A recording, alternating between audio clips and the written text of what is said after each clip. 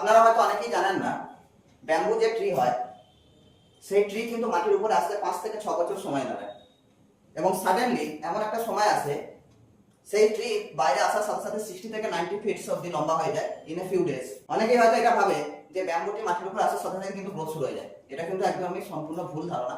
তার সম্পূর্ণ যে গ্রোথটা, তার রুট লেভেলের যে ডেভেলপমেন্টটা, সেটা সম্পূর্ণ মাটির নিচেই থাকে, যার জন্য তার মাটির উপরে আসতে এতটা সময় লাগে। ট্রেডিং এর কনসেপ্টও ঠিক একই জিনিস। আমরা এখানে প্রতিদিন সবাই আসছি, স্ট্র্যাটেজির উপরে অ্যানালিসিস করছি, নিজের মিস্টেকগুলো ঠিক করার চেষ্টা করছি, ট্রেড জার্নাল করা হচ্ছে, মার্কেট আমাদের নতুন কিছু এক্সপিরিয়েন্স দিয়ে যাচ্ছে এভরিডে। এর পাশাপাশি যখন আমার এক্সপেকটেশন অনুযায়ী রেজাল্ট পাওয়া যায় না, অনেকে কি করে, গিভ আপ করে দেয়। কারণ সে এটা ভাবতে থাকে আমি হয়তো ভুল লাইনে চলে এসেছি, যেটা আমি করতে পারছি না।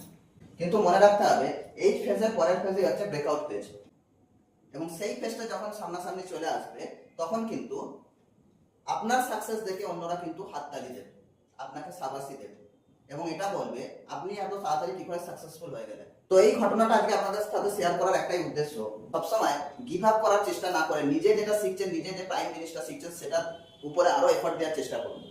এবং যত আপনি এফর্ট দেবেন, আপনার স্কিল ডেভেলপমেন্ট ব্যাম্বো ট্রির মতো সেটা কিন্তু ডেভেলপ হতে থাকবে, এবং একদিন না একদিন সেটা কিন্তু বেরিয়ে আসবে। মোরাল অফ দ্য স্টোরি কিন্তু এটাই।